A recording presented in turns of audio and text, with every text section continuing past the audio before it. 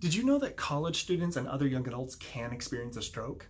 We often think of only elderly people experiencing those, but according to the American Heart Association, there is now a large amount of evidence that ischemic stroke incidence is on the rise for young adults. Staff writer for Texas Medical Center, Shanley Pierce, wrote in an article titled "Strokes Among Younger People on the Rise" that the past decade has seen a 44% increase in the number of young Americans hospitalized due to stroke. I'm Noah Rutland, licensed EMT and professional medical assistant, and I want to show you how you can avoid potentially life-threatening issues by simply checking your pulse rate. You can find the warning signs for these conditions, kind of like I did. So why is this important? Well, for example, when I was in training, we were practicing assessing pulse rates. When mine was assessed, we discovered that my pulse was irregular, indicating the possibility of having a condition like atrial fibrillation, which without treatment and even in my young age can greatly increase my likelihood of having or experiencing a stroke. So in this demonstration, we'll show how to check your pulse in two different locations, the radial artery, the carotid artery, and how to assess that rate. So I hope you'll follow along with me as we do it and learn how to do this for yourself. So the first thing that we can do is check your pulse rate by palpating, that is feeling, the radial arteries. This is the most common way, and you can do it at home if you'd like. So you take one hand, take your index and your middle finger if you want, and on your other arm, there's a groove on your wrist at the base of your thumb, and you can kind of feel it right in there. So once you just put the tips of your fingers, some people do like that, but no, put the fingertips right in that groove and just press down. And you can press down hard, and you should be able to feel the pulsations of the blood going through the arteries into the hand. So see if you feel that. Not all of you are going to feel that right away. Maybe a little difficult. Some people just have stronger pulses than others. But another way to do this is to check the carotid artery. This is going to be a lot easier. It's going to be a lot stronger just because your heart's right here, your brain's right here, and it's going right up.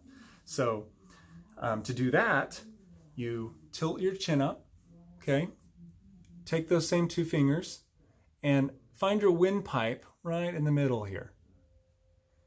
And then where the carotid artery is going to be on the side of that windpipe. So it's a big groove right here between your windpipe and the sternocleidomastoid, the big muscle bundle right here. So groove right here, just press slightly down and you should already feel it.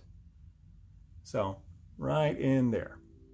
And you can turn your neck over to the other side if that helps to kind of find that groove. So either one of those you should be able to feel. Now, how you calculate a pulse rate is by you are taking the number of pulsations that you feel in a span of 1 minute. So you could do 15 seconds and multiply it by 4 is how it's commonly done. So let me go ahead and do that for myself, and you can do it at home if you have a stopwatch on your phone or your watch. So let's do 15 seconds, and I'll feel my carotid, and we'll see what I get.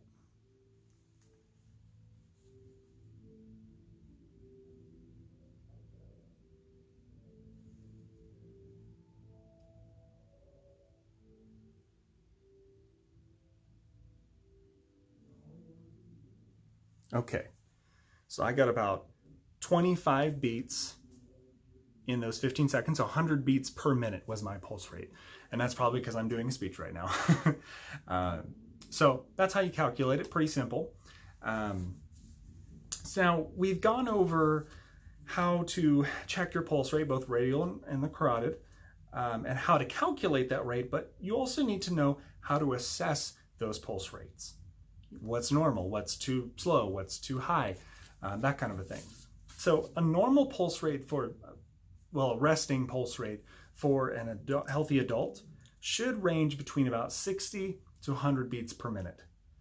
That, of course, can vary by individual. I mean, even athletes, their resting heart rate, since their heart strength is built up and it doesn't work as hard, it usually ranges about 40 beats per minute. So it just depends a little bit, but that's kind of the normal range, just so everyone knows.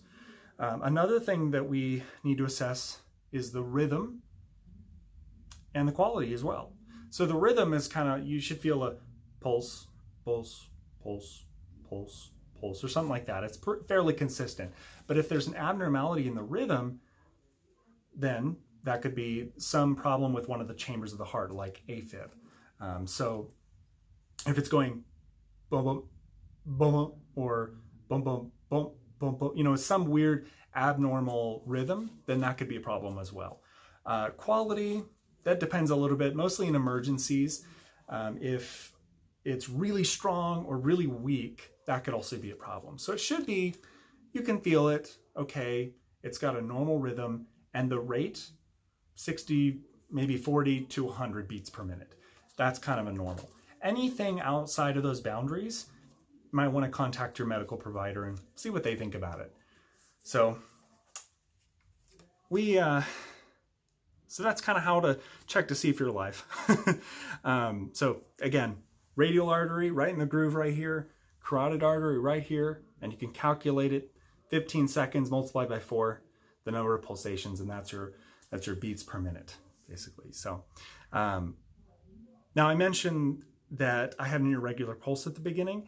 I did eventually get an EKG, and it ended up that I had a different, less life-threatening heart condition or heart defect that mimics AFib. So it could have been worse if I didn't check, if I didn't get it treated and it was AFib. I could have a stroke in my 20s or even 30s. So that's something to think about. You definitely want to regularly check your pulse. And, you know, a lot of people use watches for their pulse rates, but that only assesses rate, not the rhythm and the quality. And in fact, even when you go to the doctor's office, that's not always checked. So that might be something that you want to check yourself, or at least know how to check. So I hope this has helped you out in finding abnormal heart rates, but I hope you feel just a little safer and in control of your health.